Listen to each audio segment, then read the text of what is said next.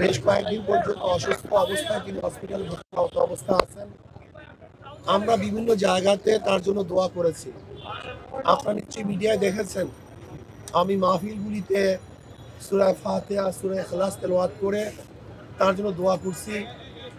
আমরা এখন আল্লাহর কাছে দোয়া করি, আল্লাহ যেন তাকে পরিপূর্ণ সুস্থ করে দেন এবং আগে যেইভাবে তিনি দেশের খেদমত করেছেন আমাদের মাঝে আবারও তেনাকে আল্লাহ পাক ফিরিয়ে দেন, যেন তিনি আবারও আপোষহীনভাবে দেশের খেদমত আঞ্জাম দিতে পারেন এবং তার পরিবার পরিজনকে আল্লাহ পাক রব্বুল আলামিন ধৈর্য ধারণ করার তৌফিক দান করেন।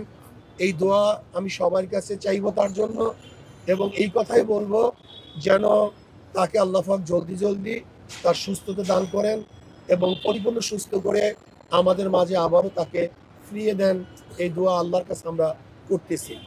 আর আমি দেশবাসীকে বলবো যে আসুন আমরা সম্মিলিতভাবে সবাই ঐক্যবদ্ধভাবে এই দেশকে গড়ার চেষ্টা করি। এই দেশে সবাই আমরা থাকবো, কেউ আমাদের শত্রু নই, আমরা কেউ কারোর শত্রু নেই, আমরা সবাই সবার বন্ধু। আপোষে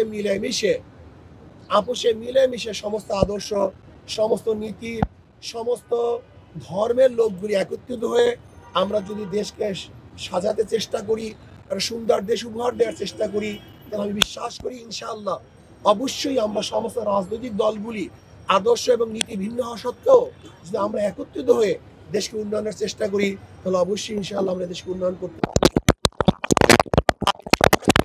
এই দেশের কল্যাণের জন্য, দেশের ভালোর জন্য সবাইকে একত্রিত হয়ে কাজ করার তৌফিক দান করেন এবং আমি অনুরোধ করব আমাদের বেগম খালেদা জিয়ার জন্য আমরা আল্লাহ দোয়া করব। আমি একটু দোয়া করি, আল্লাহুম্মা আমিন। আল্লাহ বেগম খালেদা জিয়ার পরিপূর্ণ শেফায়ে কামেল আজরা নসিব করেন, আল্লাহ জলদি সুস্থতা দান করেন এবং আল্লাহ সুস্থতা দান করে আমাদের মাঝে আবার ফিরিয়েছেন যেন দেশে খেদমত করতে পারেন। রব্বির হামহুমা কামা রব্বায়ানি সগীরা। وصلى الله تعالى على خير خلق محمد وآله وأصحابه وأزواجه وأتباعه أجمعين وارحمنا معهم برحمتك يا أرحم الراحمين। আসসালামু আলাইকুম।